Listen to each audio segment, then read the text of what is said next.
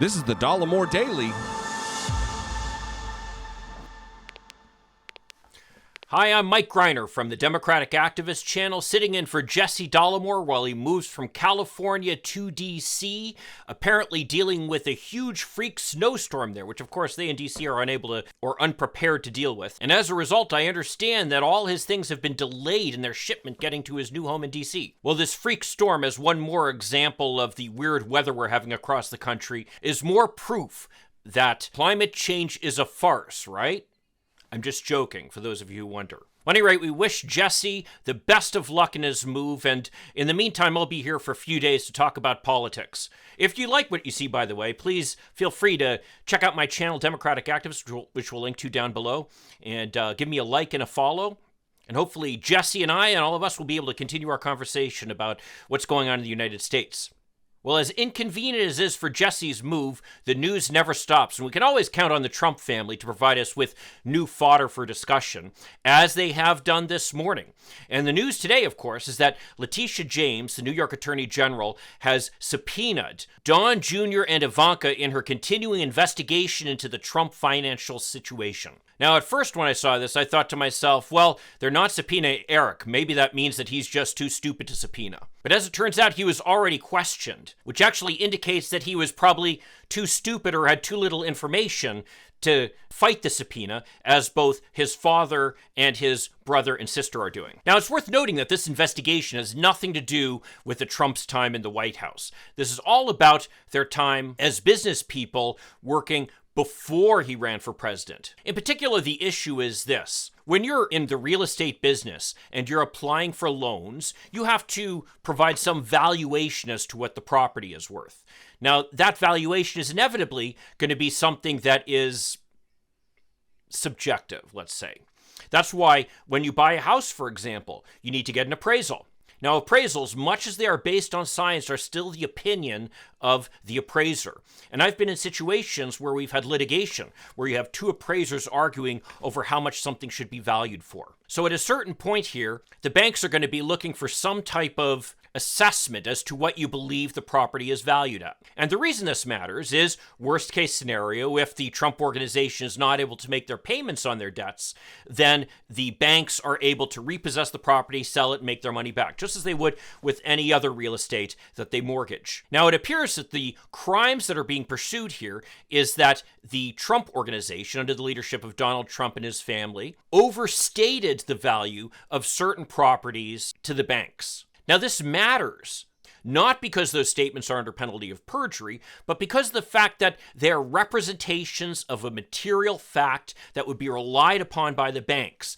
And if it turns out that those representations were false and made with the intention of lying, then that constitutes fraud, something that is both a crime and can lead to civil liability as well. Now, how do we know that the Trump organization was essentially lying on these documents with the intent to lie?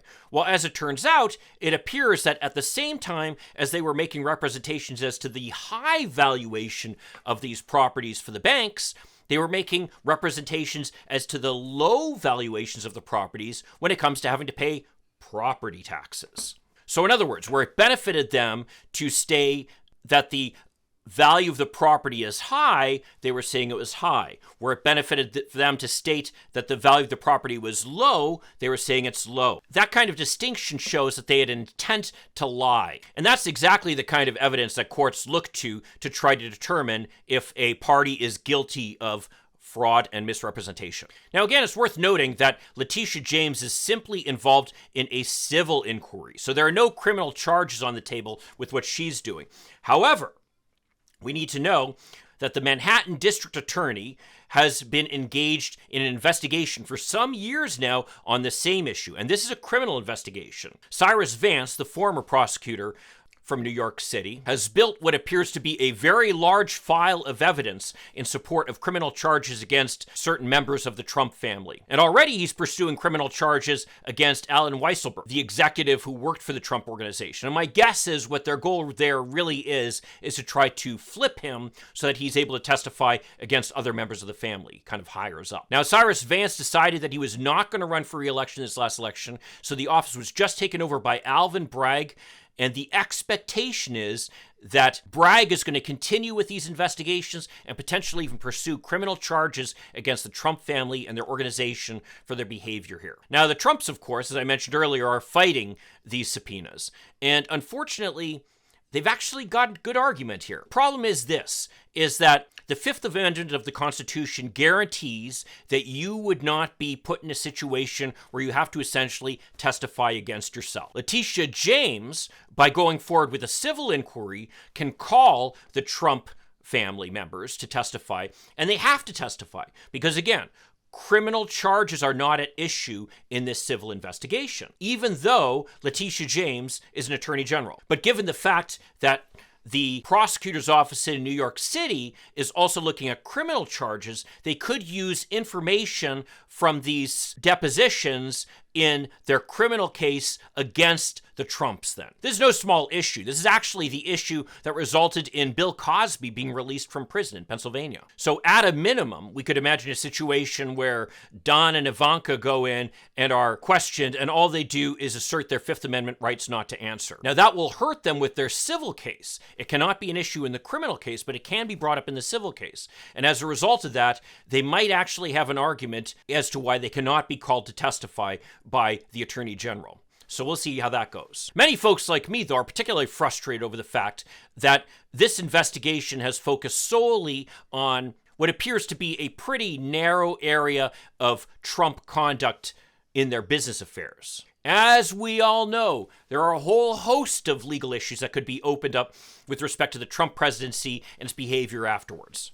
Well, it appears that right now, the only real criminal investigation going forward that is addressing some of the charges is going on in Georgia, where Fani Willis, who's the Fulton County prosecutor, is moving forward with impaneling a special grand jury to investigate the interference by Donald Trump and his organization in the aftermath of the presidential election in Georgia. As you may recall, Georgia is the state where Donald Trump famously called Secretary of State Brad Raffensperger, urging him to find 11,780 votes to allow him to win the state, despite the fact that the state had voted for Joe Biden. A bipartisan report issued by the Brookings Institution has actually found that Trump's post-election conduct in Georgia put him, quote, at substantial risk of possible state charges, including racketeering, election fraud solicitation, intentional interference with performance of election duties, and conspiracy to commit election fraud.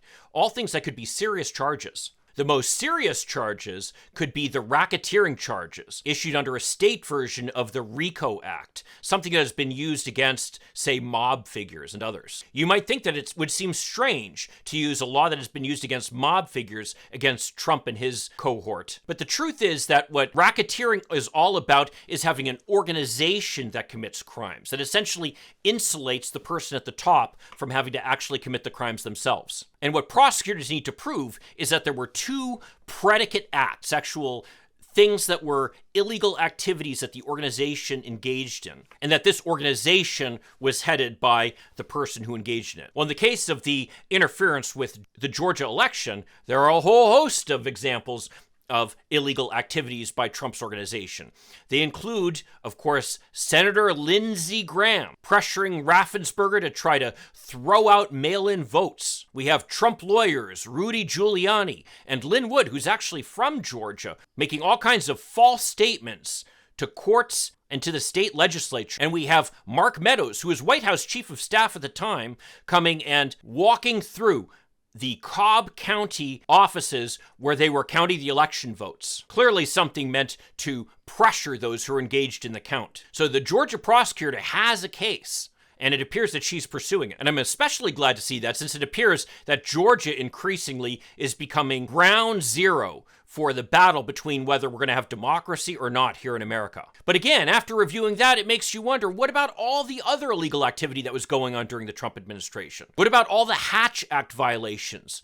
That's the law that says that federal employees cannot be involved in political activities, something that we saw repeatedly. How about the obstruction of justice that was clearly found in the Mueller report? How about the campaign finance violations? You know, the payments to Stormy Daniels, where Michael Cohen actually is serving time for being engaged in such violations. How about conspiracy to defraud the United States based upon the Trump administration's efforts to try to essentially twist the post office to their own political needs? And what about all the violations, the conflicts of interest related to the D.C. Trump Hotel? After all, we have the Emoluments Clause, which says that foreign officials cannot give elected officials gifts of any kind. And foreign officials were doing all kinds of things at the Trump Hotel to funnel money to Trump and his family. Their nature specifically said that anybody who was involved in the lease could not be an elected official in the federal government, which of course Donald Trump was at the time.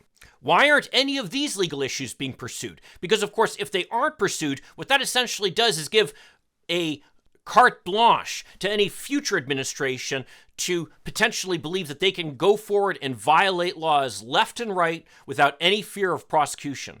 Unless we show that the rule of law applies to everyone, even if they're a former president, then there's going to be no fear on the part of any future presidents of behaving the same way. Well, there we have to look to Merrick Garland and his lackluster performance as Attorney General. Personally, I'm not terribly surprised. I'd always predicted that he was a mediocre choice at best for Attorney General. After all, as far as President Obama was concerned, Merrick Garland was kind of a compromise candidate for the Supreme Court. He was never some strong liberal voice. I mean, we have Sally Yates, who was Assistant Attorney General, stood up to Donald Trump and was fired as a result of that. Now, that's somebody who we could have had as Attorney General. And my guess is she would have been a lot more aggressive in pursuing these criminal charges than Merrick Garland has been. So at this point, I'm renewing my call for President Biden to replace Merrick Garland if he's not going to move forward and be more aggressive in trying to hold people accountable for their behavior during the Trump administration. Well, if you agree with me or disagree with me, I'd love to see your comments down below. And if you could check out my channel, Democratic Activist, we'll link to that down below. I'll see you in the next video. In the meantime, let's hope for continued progress. Thank you.